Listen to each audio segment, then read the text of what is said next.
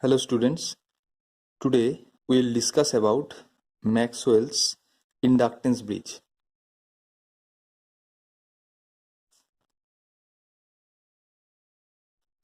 The basic target of this bridge is to find out the unknown value of inductance which has a medium range of value.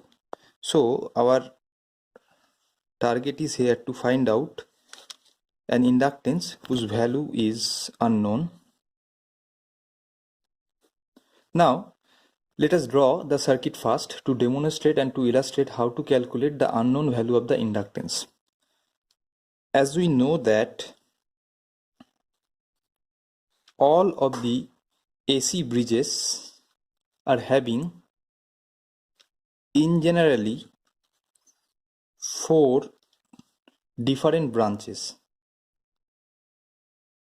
So in case of Maxwell inductance bridge, we have 4 number of branches.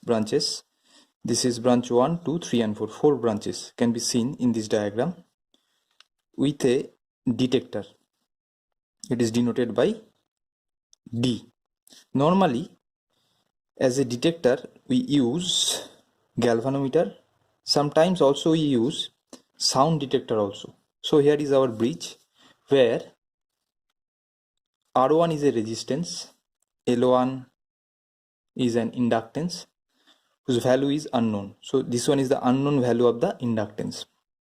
Here in the second arm we have known value resistance R2. It has a fixed value with no inductive property, pure resistance. Another resistance in third arm, that is denoted by R4, or we can say it is the arm number 4, fourth arm. And the third arm consists of R3 with another inductance L3, which is variable in nature. That means we have a provision to vary it. So this is our bridge. Now this is the working supply, AC supply. So we use this symbol. We can see this potential difference is V1, and let us consider these 2 points AB, BC and C and D. This one is V1.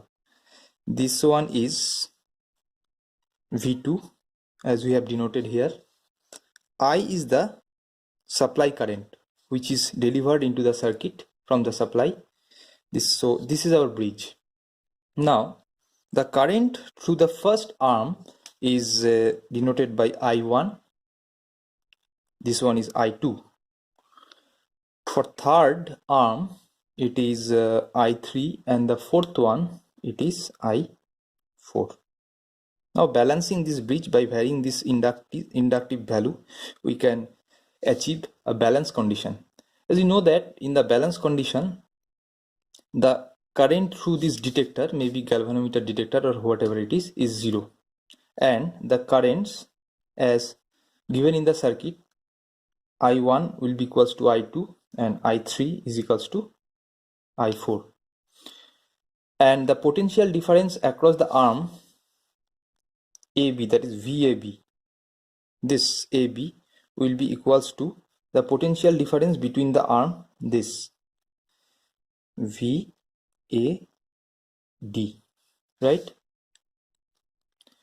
Hence we can replace VAB by the corresponding drop of the corresponding impedances. VAB, we can see from the diagram, VAB can be replaced by I1 plus into multiplied with R1 plus J omega L1, the inductance or inductive value of the arm AB.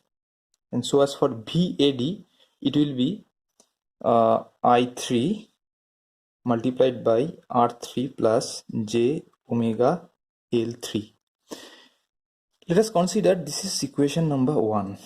Now same about this 2 arm also.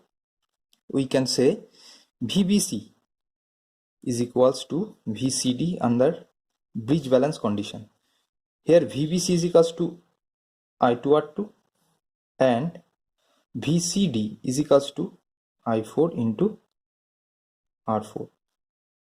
Let us mark this equation as equation number 2.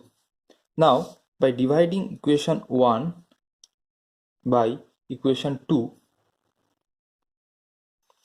we can have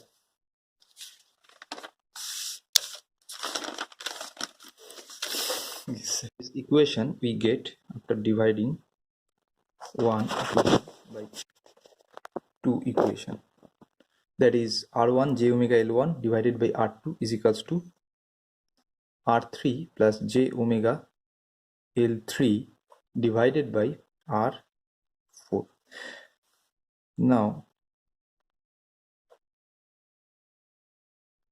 we are writing the real and imaginary part separately in the left and right hand side of the equation, that is R3 by R4 here, R1 by R2, j omega L1 by R2 left hand side, in the right hand side this plus j omega L3 divided by R4. Now we can say easily from this expression that R1 divided by R2 is equals to R3 divided by R4, or R1 is equals to R3 divided by R4 into R2. As R3, R4, R2 are known, so we can easily derive the value of the R1. And similarly, we can say from the imaginary part of the left and right hand side that L1 by R2 is equals to L3 divided by R4, and L1 is equals to L3 into R2 divided by R4. Again, these are known quantities L3, R2, R4, so L1 can be easily computed. Now the important thing is the phasor diagram. I am taking I3, I4, they are equal to each other by varying the different inductance value of the different arms, and I1 will be I2. Remember one thing, this phasor diagram is drawn under balance condition, so you can say I1 is equals to I2 and I3 is equals to I4. Now this one is I1 is equals to R1, this vector, which is equals to I3 is equals to R3 under balance condition again. Now this I1 is equals to I1 R3 and I3 R3 are obviously in same phase with I1 and I3. And let me extend this thing a bit, and this value is V2. What is V2? V2 is basically I2 into R2, which is equals to I4 into R4 under balance condition. Again I am repeating. Now we know that always the inductive voltage drop leads the resistive voltage drop by an angle of 90 degree. Hence the leading component of this I1 R1 and I3 R3 is equals to this I1 omega L1, which is equals to I3 omega L3 under balance condition. Now the vector sum of this component, that is I1 R3 or I3 R3 and I1 omega L1 or I3 omega L3 is same, which is denoted by the vector, and this vector is represented by V1. Now we have V2 and V1. Now we can easily find out the resultant of the vector V1 and V2 by using the parallelogram law. So let me extend from this point dotted line, which will be parallel and equal to the voltage vector V2, and let me extend another parallel line which will be equal and parallel to V1.